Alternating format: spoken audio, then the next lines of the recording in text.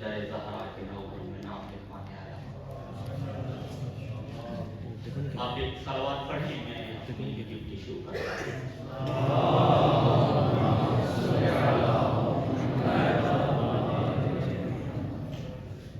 سامعین محترم، جیسا کہ آپ جانتے ہیں کہ مجلس سے تحقیق ہے، اور جس شخصیت کے لیے اس مجلس کا انعقاد کیا گیا ہے اس سے کون واقف نہیں ہے،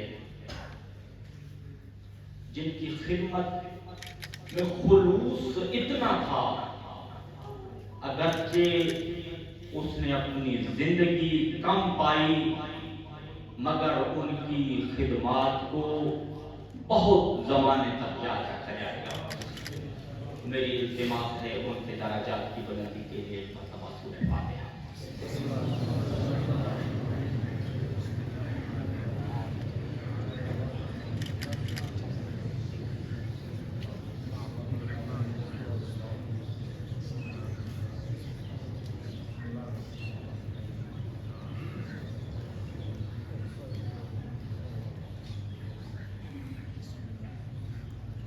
ایک مرتبہ سوال کر دیجیے۔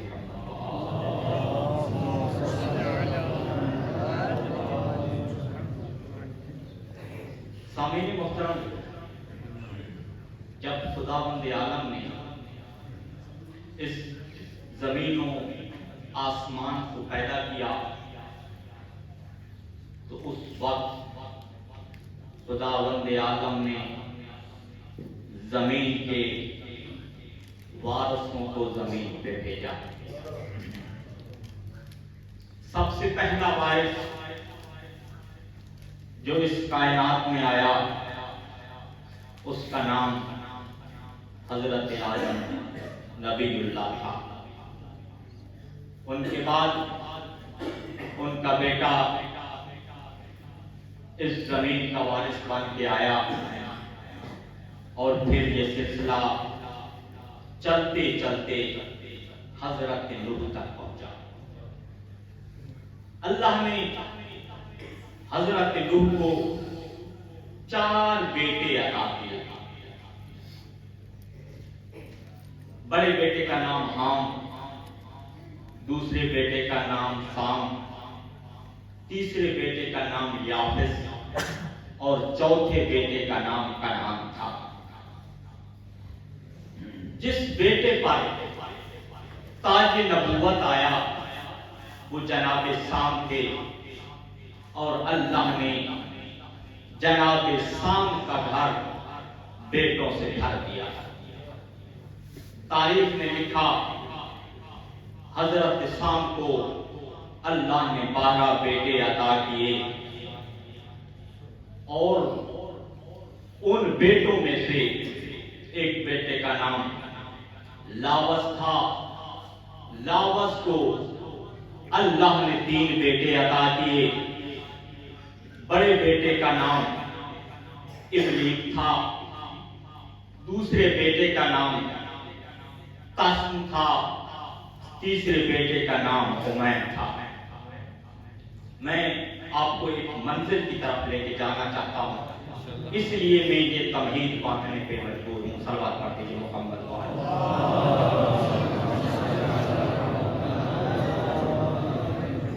توجہ ہے نا میری طرف۔ حضرت لاوس کے 3 بیٹے ابلیق، تسم اور حمیم۔ تسم کے بارے میں تاریخ خاموش ہے۔ حمیم سے اولاد چلی اور ان کی اولاد بنی حمیم کہلائی۔ ابلیق سے اولاد کا سلسلہ چلا، یہ سلسلہ اتنا چلا ان کی اولاد عمالقہ کہلاتی ہے۔ یہ عمالقہ ان کے لمبے قد تھے، طاقتور جسم کے مالک تھے، بابل کی سرزمین ان کا مسکن تھا۔ ایرانیوں نے ان کو شکست دی، ادھر سے نکلے اس طرح نکلے کہ پھر سرزمین پہ یہ بکھر گئے۔ ان عمالقہ کا ایک حصہ بابل سے چلتے چلتے سرزمین حجاز اور سرزمین یمن تک پہنچا، اور جب حضرت ابراہیم علیہ السلام جناب ہاجر کو لے کے مکہ پہنچے تھے تو وہاں ارد گرد جن کا مسکن تھا یہی عمالقہ آباد تھے۔ اس املیک کی اولاد میں سے ایک شخصیت گزری ہے جس کا نام تاریخ نے حام لکھا ہے۔ حام کو اللہ نے 5 اولادیں عطا کی۔ بڑی بیٹی اللہ نے عطا کی تھی، اس نے بیٹی کا نام سلمہ رکھا۔ اس کے بعد اس کا بیٹا ہوا، بیٹے کا نام اس نے غمیم رکھا۔ پھر دوسرا بیٹا پیدا ہوا، اس کا نام مدل رکھا۔ پھر تیسرا بیٹا پیدا ہوا، اس کا نام فائد رکھا۔ اور چوتھا بیٹا اللہ نے اس کو عطا کیا، اس نے اس کا نام فتح رکھا۔ اس کے 4 بیٹوں میں سے یہ جو چوتھا بیٹا فتح تھا، اس نے بابل کی سرزمین کو چھوڑا، چلتے چلتے آج کا مدینہ اس سے 130 کلومیٹر کے فاصلے پر ایک زمین کا ٹکڑا تھا۔ اس فتح نے اپنا بسیرا وہاں پہ جمایا۔ اس کے چلے جانے کے بعد باقی عمالقہ آباد ہو گئے۔ جب یہ عمالقہ آباد ہوئے، ضرورت پیش آئی اس ٹکڑے کا نام کیا رکھا جائے۔ انہوں نے فیصلہ کیا چونکہ جو سب سے پہلے اس سرزمین پہ آیا اس کا نام فتح تھا، لہذا ہم اس علاقے کا نام فتح کر دیتے ہیں۔ صلوات پڑھیں۔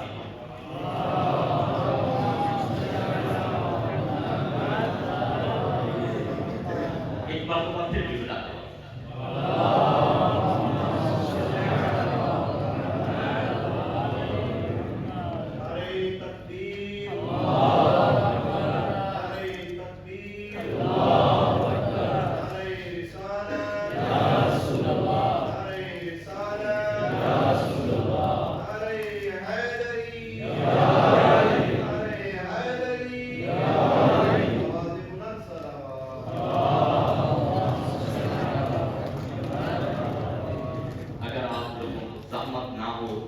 مجھے شرم آ رہی ہے مگر انتظامیہ کا حکم ہے، آپ صلوات پڑھتے ہوئے تھوڑا تھوڑا آگے آ جائیں تاکہ پچھلے آنے والے ڈسٹرب آ جائے۔ صلوات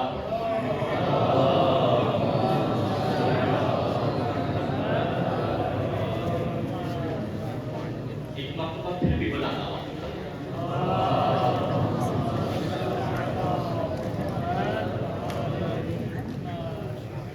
ایک مرتبہ پھر بھی بلانا ہوا۔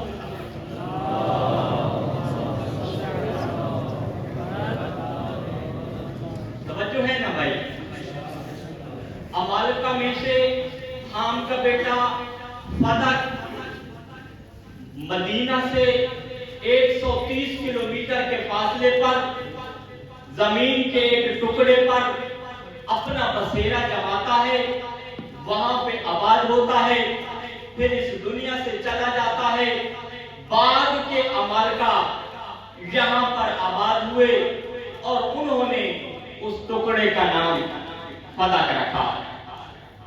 یہ قومیں عمالقہ جناب موسیٰ علیہ السلام سے برسر پیکار رہی ہے۔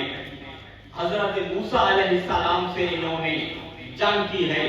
ان کی بربریت اور ظلم بھی تاریخ میں بہت معروف اور مشہور ہے۔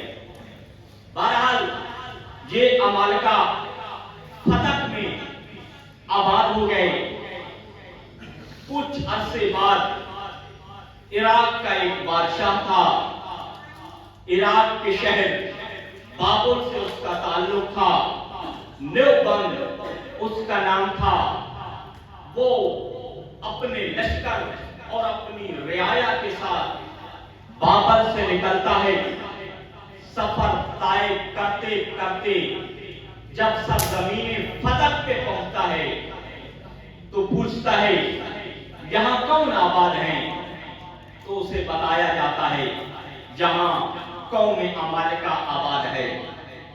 تو اس نے کہا اس قوم کو یہاں سے نکالو، یہاں پر میں رہوں گا۔ بادشاہوں کے حکم تو شاہی حکم ہوتے ہیں، کون سی دیر لگنی تھی؟ قوم عمالقہ فتح سے نکلی، نیوبند بادشاہ یہاں پہ آباد ہوا۔ تاریخ نے لکھا 10 سال تک نیوبند فتح میں رہا، پھر یہاں سے چلا گیا، زمین پھر خالی ہو گئی۔ عمالقہ کو پتہ چلا کہ نیوبند بادشاہ یہاں سے چلا گیا ہے، ہم واپس اپنی جگہ جاتے ہیں۔ تو وہی عمالقہ جن کو اس بادشاہ نے نکالا تھا، وہ عمالقہ دوبارہ فتح میں آ کے آباد ہو گئے۔ جب یہ آباد ہوئے، ادھر وہ یہودی جنہوں نے یہ پڑھ رکھا تھا کہ آخری زمانے میں ایک نبی آنے والا ہے جو آخری نبی ہوگا، تمام نبیوں کا سردار ہوگا، ان کا نام احمد ہوگا۔ سلوات پڑھ دیجیے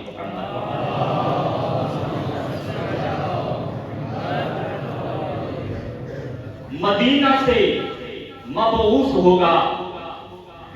انہوں نے بہت دقت سے اللہ کے رسول کی علامتوں کو اور نشانیوں کو پڑھ چکا تھا۔ ان کے اندر یہ خواہش پیدا ہوئی کہ وہ آخری رسول جس نے مدینہ سے مبعوث ہونا ہے، اللہ کرے وہ نبی ہم میں سے ہو۔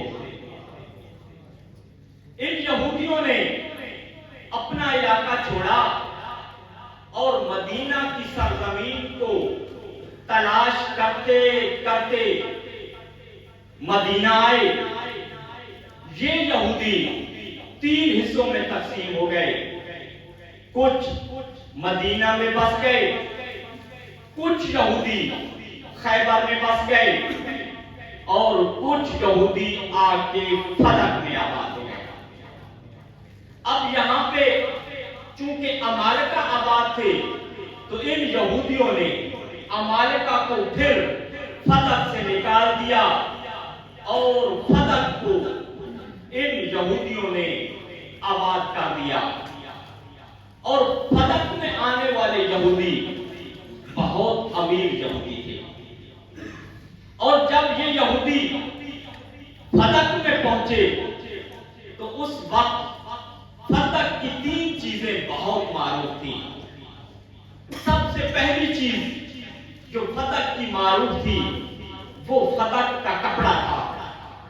اسی وجہ سے آپ کچھ روایات میں ملاحظہ فرماتے ہیں کہ اللہ کا رسول قطیفہ فتح کیا کرتے تھے، قطیفہ یعنی چادر۔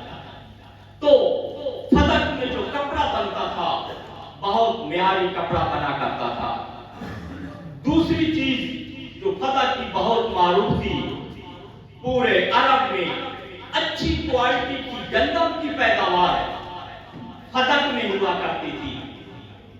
اور تیسری چیز جو فتح کی معروف تھی وہ فتح کی کھجوریں تھی۔ تاریخ نے لکھا کہ اتنی مزیدار کھجوریں تھی فتح کی، اگر کوئی مسافر دور دراز سے فتح سے گزر رہا ہوتا تو وہ اپنے اہل و عیال کے لیے فتح کی کھجوریں ضرور لیا کرتا تھا، اور یہ کھجوریں وہ اپنے اہل و عیال کے لیے بطور تحفے کے لے کے جایا کرتا تھا۔ اب یہ یہودی فتح میں آباد ہو گئے۔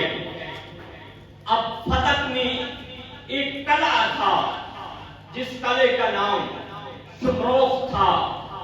اس شمروخ قلعے میں وہ یہودی آباد تھے جو غریب اور چھوٹے یہودیوں کی تقدیر کا فیصلہ کیا کرتے تھے۔ باقی یہودی فتح کی جھونپڑیوں میں رہتے تھے۔ یہ یہودی جو جھونپڑیوں میں رہتے تھے یہ زمین کی دیکھ بھال کرتے تھے، فصل اگاتے تھے، کھجور کو اگاتے تھے، کھجور کے درختوں کا خیال رکھتے تھے۔ اس طرح یہ سلسلہ چل رہا تھا۔ ایک مرتبہ صلوات پڑھ دیجیے محمد وآلہ۔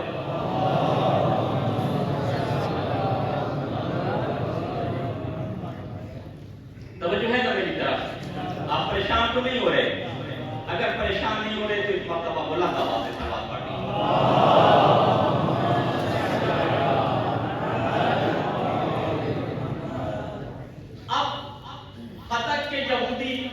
امیر یہودی فتح سے 10 میل کے فاصلے پر خیبر میں بھی یہودی، خیبر میں یہودیوں کی تعداد تاریخ میں 14,000 لکھی ہے۔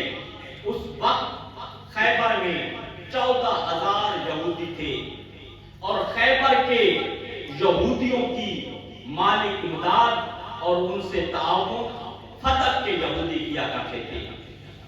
1960 میں فتح میں جو فتح کی زمین کا احاطہ تھا 21 دیہات آباد تھے، اور 20,000 کھجور کے درخت پائے جاتے تھے۔ اور ایک وقت تاریخ نے ایسا دیکھا، یہ شہر عراق جس میں آپ بیٹھے ہیں 5 کلومیٹر پر یہ جو کوفہ موجود ہے، اس کوفہ میں جو کھجور کے درخت تھے ان کی جو آمدنی تھی اتنی تھی جتنی فتح کے کھجوروں کی آمدنی تھی۔ فتح اور کوفہ کی آمدن برابر ہو گئی تھی۔ اب یہ یہودی اس طرح زندگی گزار رہے تھے۔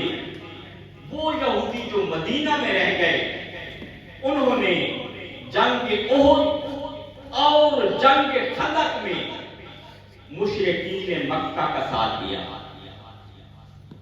جب انہوں نے مشرکین مکہ کا ساتھ دیا تو اس وقت جب مشرکین کو شکست ہوئی تو ان یہودیوں کو مدینہ سے مدینہ بدر کیا گیا۔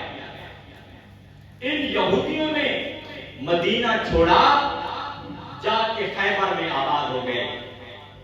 ادھر سے صلح حدیبیہ کا واقعہ پیش ہوا۔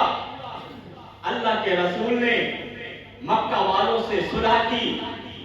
یہودیوں نے یہ سمجھا مسلمان اب کمزور ہو گئے ہیں، لہذا یہ وہ موقع ہے ان سے اپنی خفت کا بدلہ لیا جائے۔ انہوں نے ہمیں جو مدینہ سے باہر جانے پہ مجبور کیا ہے، ہم ان سے جنگ کر کے بدلہ لیں گے۔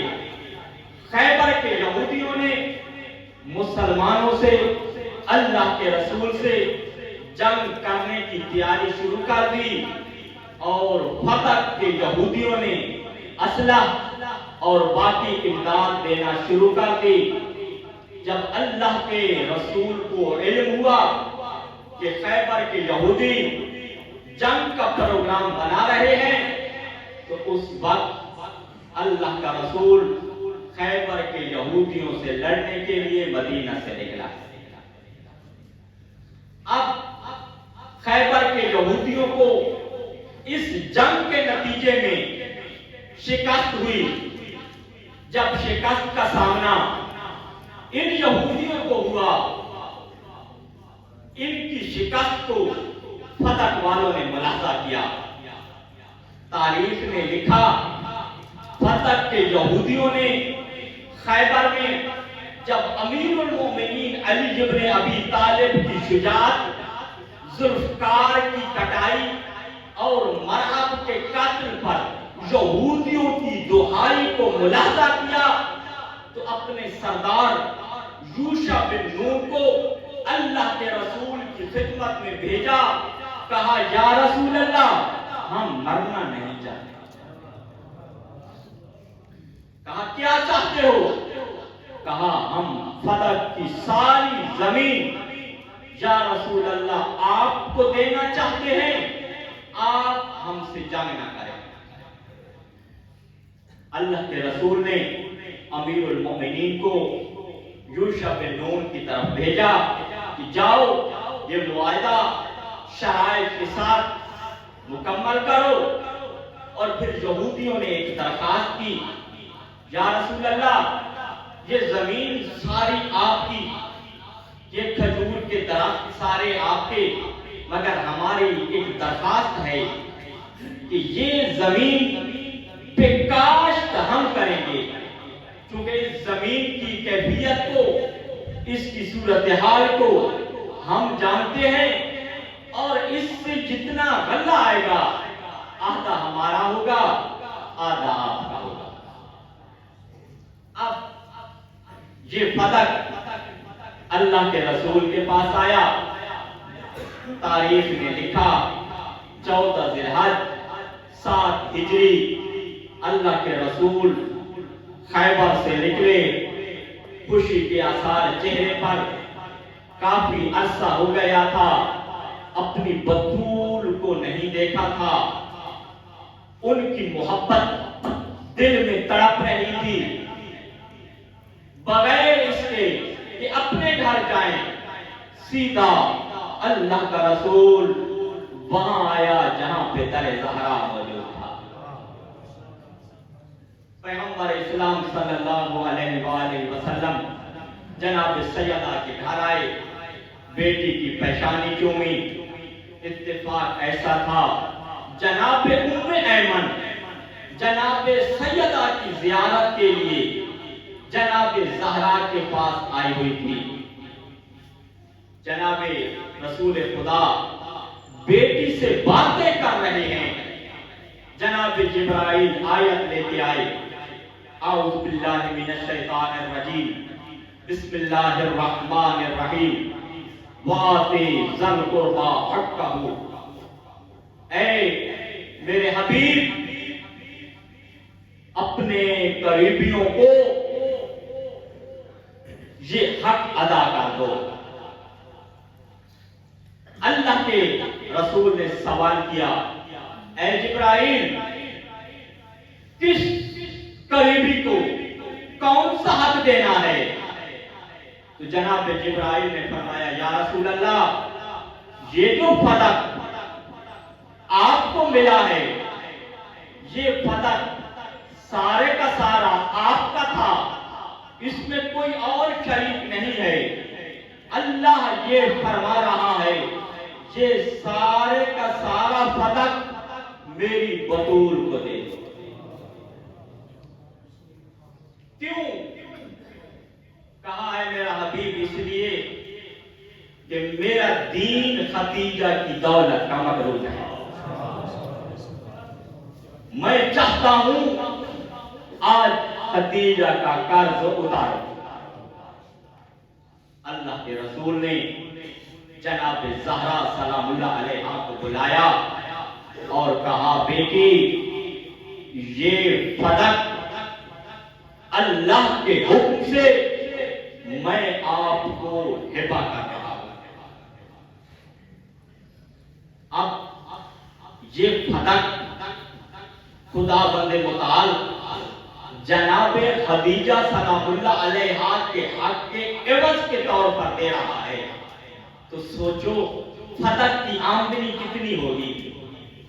جب میں نے کوتب میں فتح کی آمدنی کو دیکھا تو روایات بتاتی ہیں فتح کا جو محصول آتا تھا وہ 1,20,000 درہم تھے جو سال بسال جناب زہرا کے پاس آیا کرتے تھے. 1,20,000 دینار. یہ بات شاید میں سمجھا نہیں سکا، میں بات کو اور آسان کر دیتا ہوں. دینار اور مسکال یہ برابر ہوتے ہیں، نام مختلف ہے مگر ان کا وزن برابر ہوتا ہے. دینار بھی سونے کا اور اسی دینار کو مسکال کہتے ہیں. یہ دینار اور مسکال کتنے وزن کا ہوتا ہے؟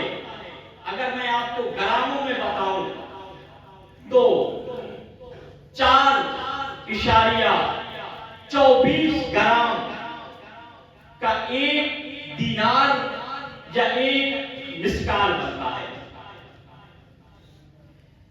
یہ ایک دینار اور مسکال ہے. اور اگر میں تولوں میں بیان کروں کہ تولا کتنے گرام کا ہوتا ہے تو ایک تولا 11 گرام اور 664 ملی گرام کا ہوتا ہے. ایک دینار 4.24 یا 25 گرام کا ہوتا ہے اور ایک تولا 11 گرام اور 664 ملی گرام کا ہوتا ہے. اور اب 1,20,000 مسکال یا دینار کو 4.25 گرام سے ضرب دو تو جانتے ہو کتنے گرام بنتا ہے؟ 5,10,000 گرام بنتے ہیں. اور یہ بات میں کلو میں لے کے آؤں تو 510 کلو سونا بنتا ہے.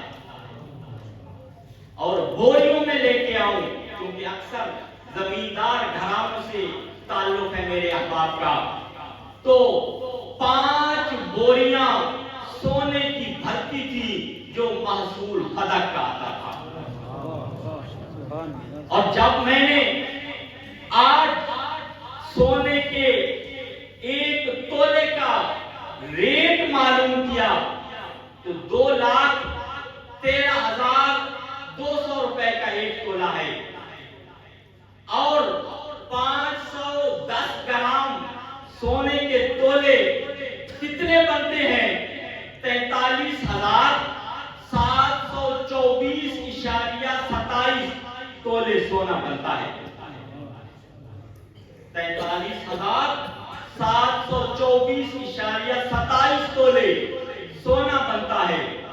اور اب 2,13,200 روپے کو آپ ضرب دیں تو جانتے ہو آج کے دور میں کتنے پیسے بنتے ہیں؟ 9,22,16,464 روپے اور 90 پیسے بنتے ہیں.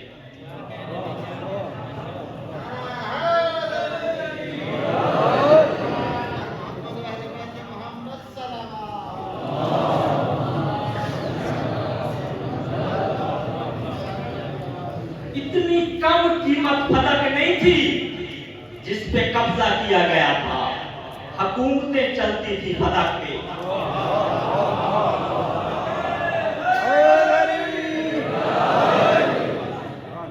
اور یہ جملہ میں صرف سادات کے لیے کہہ رہا ہوں. جب فدق کی یہ آمدنی جناب زہرا سلام اللہ علیہا کے گھر پہنچتی، تاریخ نے لکھا ہے جناب زہرا اپنے لیے ایک وقت کا بھی نہیں بچاتی، سب کا سب غرباء مدینہ میں تقسیم کرتی. اور مدینہ کے فقراء کی نظریں ہوتی تھی زہرا کے پاس کب فدق کا محصول آئے گا، ہمیں اس کی خیرات ملے گی۔ یہ تھا فتح، یہ تھی فتح کی آمدنی۔ جب اللہ کے رسول نے یہ فتح دے دیا، جناب زہرا بھی خوش، اللہ کا رسول بھی خوش، جناب ام ایمن بھی مسکرا رہی ہے۔ تاریخ نے لکھا اچانک اللہ کے رسول کا مسکراتا ہوا چہرہ غمگین ہو گیا۔ میں یہ لفاظی نہیں کر رہا، تاریخ کے کلمات پڑھ رہا ہوں۔ اچانک اللہ کے رسول کا چہرہ غمگین ہو گیا۔ بابا کی مزاج شناس بیٹی نے جب بابا کے چہرے میں تغیر کو ملاحظہ کیا تو عرض کیا، بابا کیا ہو گیا ہے؟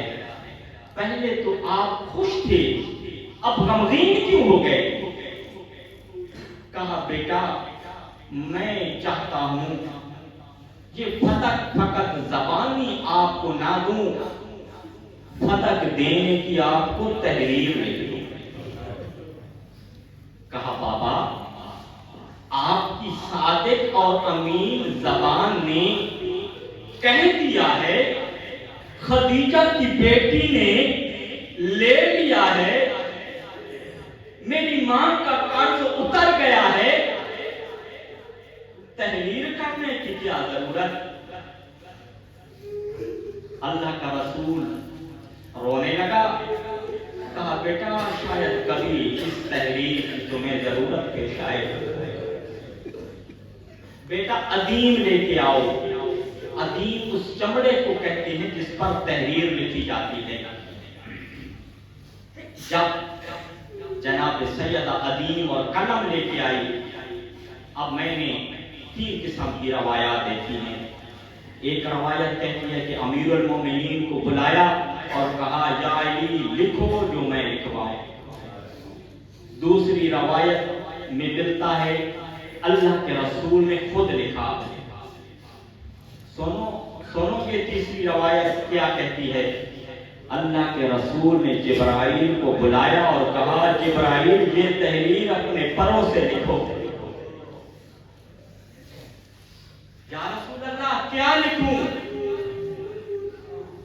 کہا، لکھو، واقفہ محمد بن عبداللہ بن عبد المطلب بن ہاشم بن عبد مناف هذه القرية المعلومة بحدودها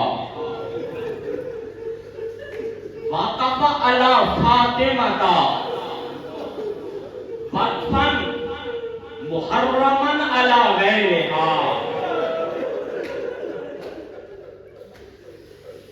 مؤبدا عليها ومن بعدها على ذريتها فمن بدله بعد ما سمعه فإنما إثمه على الذين يبدلونه إن الله سميع عليم۔ عزادارو، جب اللہ کے رسول نے تحریر لکھی، علامہ اسماعیل زنجانی خوئینی انصاری لکھتے ہیں، اللہ کے رسول نے سب مدینے کے لوگوں کو بلایا۔ جب پورا مدینہ در زہرا پہ جمع ہو گیا تو ایک جملہ کہا، اے مدینے والو یاد رکھو یہ فتح میں نے فاطمہ کو دے دیا۔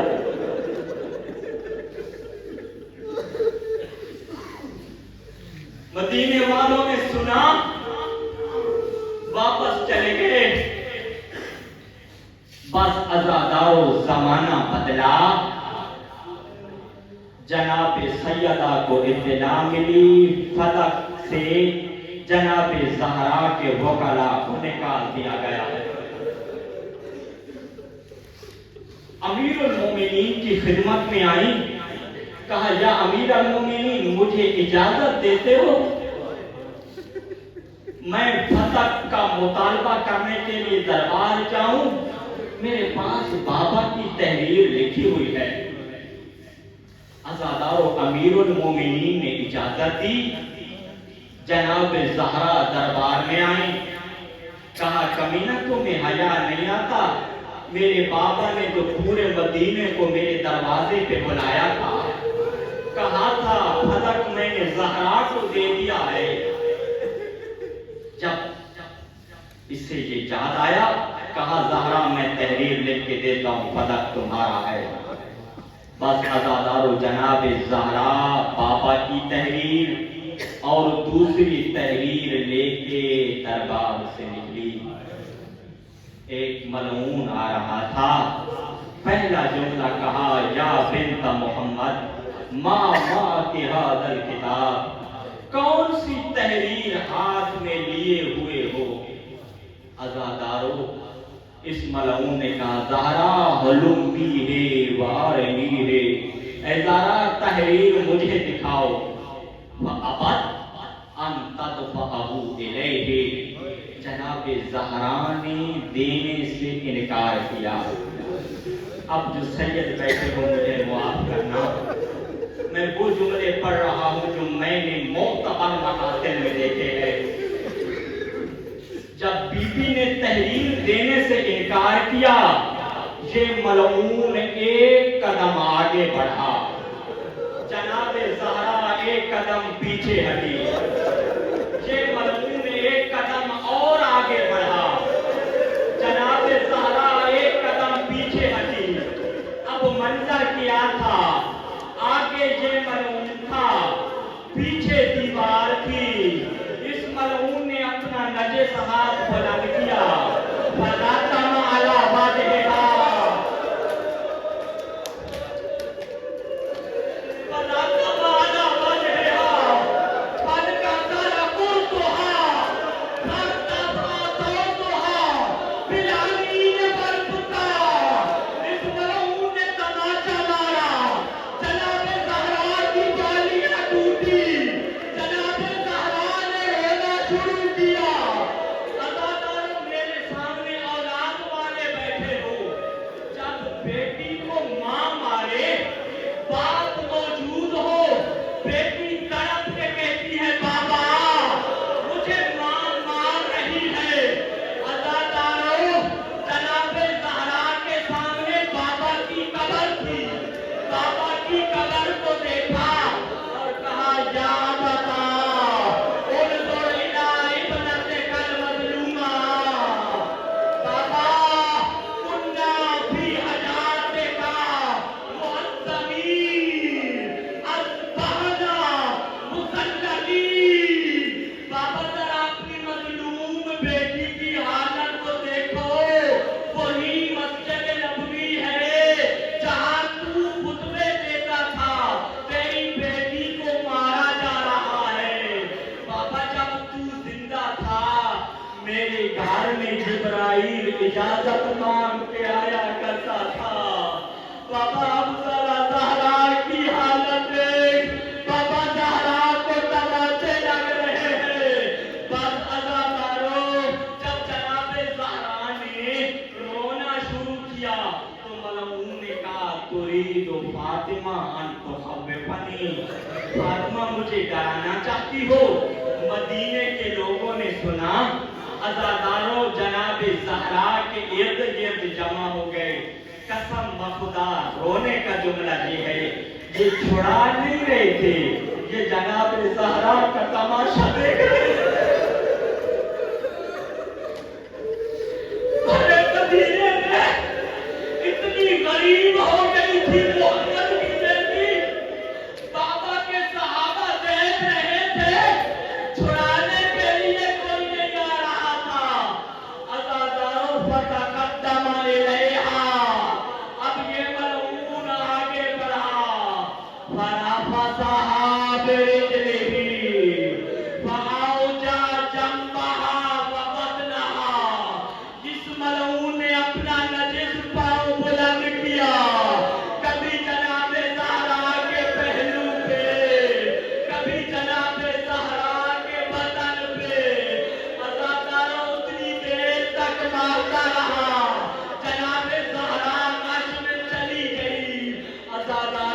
जब लाश से इफाका हुआ, मलऊन तहरीर ले चुका था, तहरीर को लिया, तहरीर पे थूका,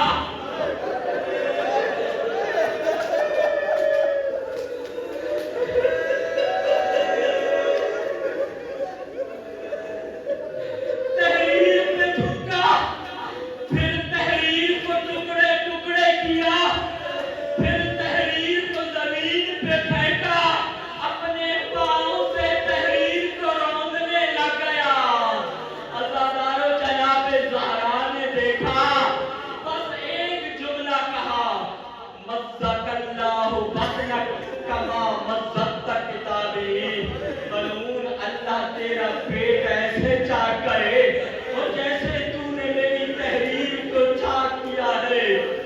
अज़ादारों, अब एक जुमला और सुन लो। इमाम हसन फरमाते हैं, जब घर से निकला था मैं अपनी माँ ज़हरा के साथ था, मेरा हाथ था, मेरी माँ ज़हरा ने पकड़ा हुआ था। कहा मेरा हाथ मेरी माँ ने घर से लेके उस वक्त तक पकड़ा हुआ था जब तक मलऊन ने जुल्म नहीं किया। इमाम हसन फरमाते हैं, जब मलऊन ने जुल्म किया, अब हालत ये हो गई थी, हाथ मेरा था, मैंने माँ ज़हरा का हाथ पकड़ा हुआ था, माँ ज़हरा मेरा हाथ नहीं पकड़ सकती थी। कहते हैं मैंने माँ का हाथ पकड़ा, मेरी माँ ने एक हाथ दीवार पे रखा, दूसरे हाथ से टूटी हुई पसलियों को पकड़ा, आहिस्ता आहिस्ता चलना शुरू किया। जब घर के दरवाजे के करीब पहुंची, जनाबे ज़हरा रुक गई और एक जुमला कहा, बेटा हसन, मेरे इन मसाइब की इत्तला अपने बाबा अली को देना।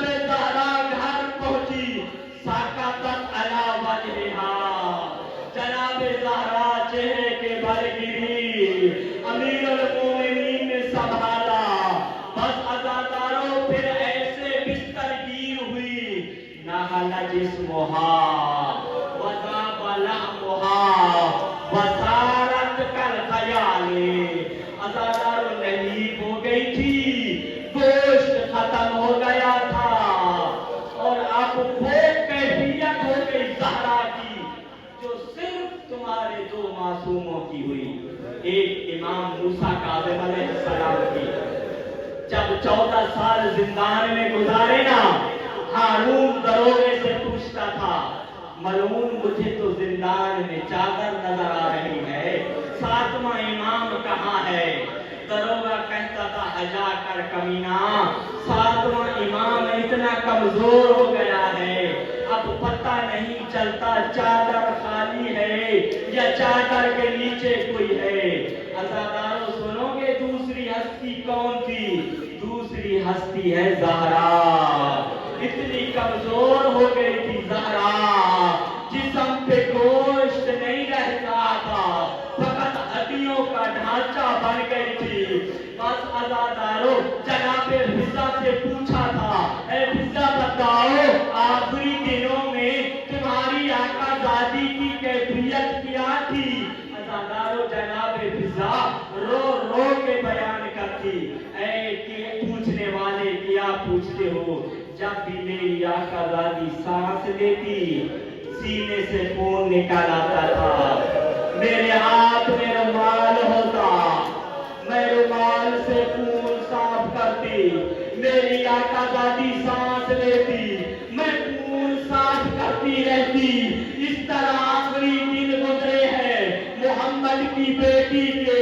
बस अज़ादारों, जब अमीरुल मोमिनीन गुस्ल दे रहे थे, जो अली तसल्लियां दे रहा था, धाड़े मार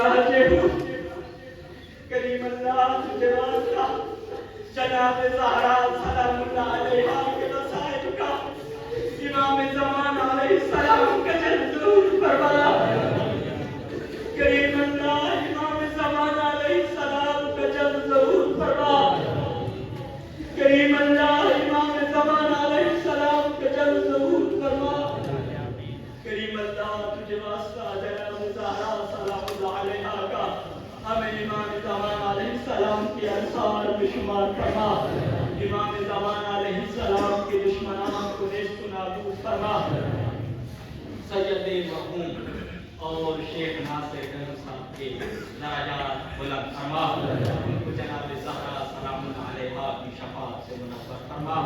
کریم اللہ اس مجلس کی عزا کا ثواب ان دو مرحوموں تک پہنچا، اور جو خدا اور حضرات موجود ہیں ان کے مرحومین کی مغفرت فرما، ان کی درجات بلند فرما، جو آل محمد کا قرب و جواب نصیب فرما۔ کریم اللہ تجھے واسطہ جناب زہرا سلام اللہ علیہا کا جن طلاب نے اس مجلس سے ادا کا اہتمام کیا ہے، کریم اللہ ان کے علم کو ان کے لیے مبارک قرار دے۔ کریم اللہ تیرا وعدہ ہے استاد کے احترام کرنے سے علم میں برکت آتی ہے۔ کریم اللہ انہوں نے استاد کے احترام کا مظاہرہ کیا ہے، ان کے علم کو ان کے لیے مبارک قرار دے، ان کو عالم باعمر بنا، ان کو امام زمان علیہ السلام اور امام حسین علیہ السلام کی خدمت کی توفیق عطا فرما۔ کریم اللہ حاضرین جو حاجات رکھتے ہیں ان کی حاجات کو پورا فرما، ان میں جو پریشان حال ہے ان کی پریشانی کو دور فرما، جو مقروض ہیں ان کے قرض کو ادا فرما، جو بیمار ہیں ان کو شفا عطا فرما۔ کریم اللہ ان طلاب کو علوم آل محمد کی حیات عطا فرما۔ اللہم صل علی محمد و آل محمد۔